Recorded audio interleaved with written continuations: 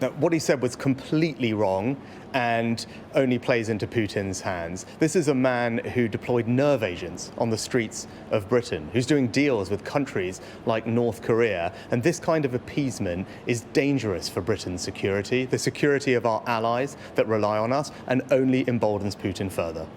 Nigel Farage has also addressed comments he made earlier in the campaign about yourself when he said that he didn't think you understood our culture. Many colleagues of yours have said they felt uncomfortable with those comments. How did they make you feel when you addressed them again? Yeah. I love this country deeply for what it has done for my family. My grandparents emigrated here with very little, and 2 generations later, I have the enormous privilege of being our Prime Minister, and that's why I will work my hardest to repay this country for everything that it has done for my family. Our political correspondent Gurpreet Narwan joins me from Westminster now. Morning, Gurpreet. If we look at the coverage 10 years ago of Nigel Farage talking about Russia, he did say back then that he admired Vladimir Putin as a politician and a leader. He also said the European Union had blood on its hands for encouraging rebellion in Ukraine. And he said if you poke the Russian bear with a stick, he will respond. So nothing new then?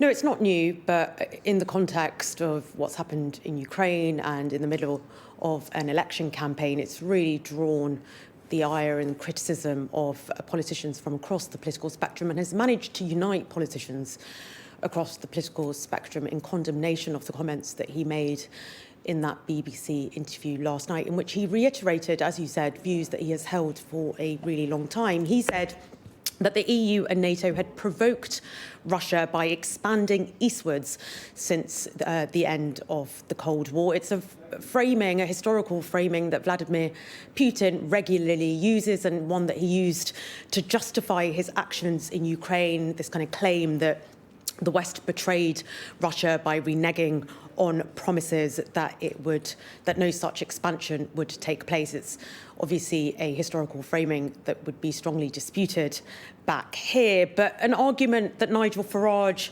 has been making, as you heard from him speaking just there, in interviews since the 1990s, since the fall of the Berlin Wall, and in 2014 in the European Parliament, he stood up and said, "There will be war in Ukraine."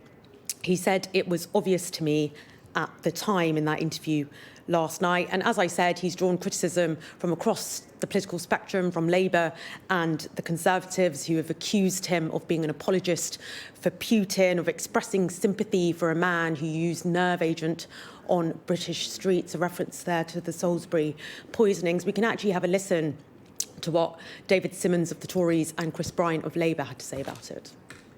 Well, my granddad was conscripted and went to the Normandy landings because of apologists for Hitler. We don't want a Putin apologist in Downing Street or in government today. It's absolutely clear that we need to resist the ambitions of people like Putin. The Ukrainians are free, democratic people. They want to make sure that their country is liberated. And it's absolutely right that NATO, that Europe and our allies in the United States and across the world support them in the interests of freedom and liberty. The only aggressor in Ukraine is Vladimir Putin, and it is shocking that Nigel Farage chooses to align himself with Putin. He's become a Putin apologist. All the other political parties in this country are 100% behind the people of Ukraine in defending themselves against Putin's aggression, and it's a disgrace that this man aspires to sit in Parliament. So Labour and Conservative politicians saying that Nigel Farage is not fit for public office because of these views that he's expressed. But Mr Farage likes to present himself as someone who sits outside the political establishment, someone who's a straight talker, who is honest with the electorate and has a unique ability to foresee political events. He doubled down on the comments he made in that interview last night on the social media website X. He said, "I am one of the few figures that have been consistent and honest about the war with Russia. Putin was wrong to invade a sovereign nation and the EU was wrong to expand eastward. The sooner we realise this, the closer we will be to ending the war and delivering peace." Now, Nigel Farage's Reform UK has enjoyed a pretty stunning rise in the polls since the start of this campaign. Polling released last night suggested that the party is now sitting on 20 points, having overtaken the Conservatives. 4 polls now have suggested that Reform UK have overtaken the Tory party. But the question is, how will these comments play with the electorate? Because it's all well and good saying that you're a straight talker, but when you start being accused of being an apologist for Putin, there's an argument that you may have taken it too far. In the eyes of critics, we'll see what supporters think of it. Talking of other comments that Nigel Farage made last night, Gurpreet, he reiterated his point that he thinks Rishi Sunak does not understand our culture, and defended that by saying he was referring to Rishi Sunak's privilege, having gone to fee-paying school and worked in high-profile and very well-earning jobs. Critics would say Nigel Farage is pointing to other defining characteristics of the Prime Minister.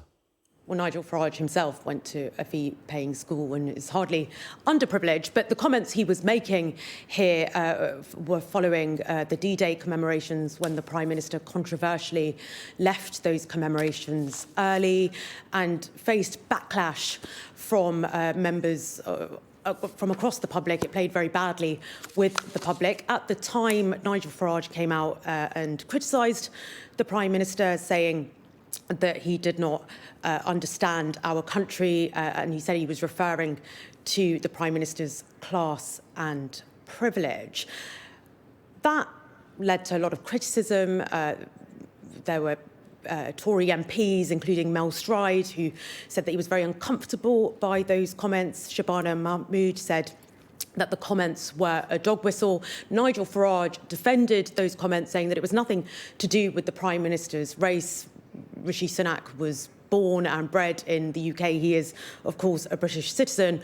But he defended those comments again last night, saying that it was all about the Prime Minister's class and privilege. And the Prime Minister was asked about how he felt about those comments, and he said that he loves this country deeply for what it has done for his family. He said, "My grandparents emigrated here with very little, and 2 generations later, I have the enormous privilege of being our Prime Minister, and that is why I will work my hardest to repay this country for everything that it has done for my family." So Rishi Sunak there really not rising to the comments made by Mr Farage there. It's a tactic that he's tried to deploy throughout this election campaign.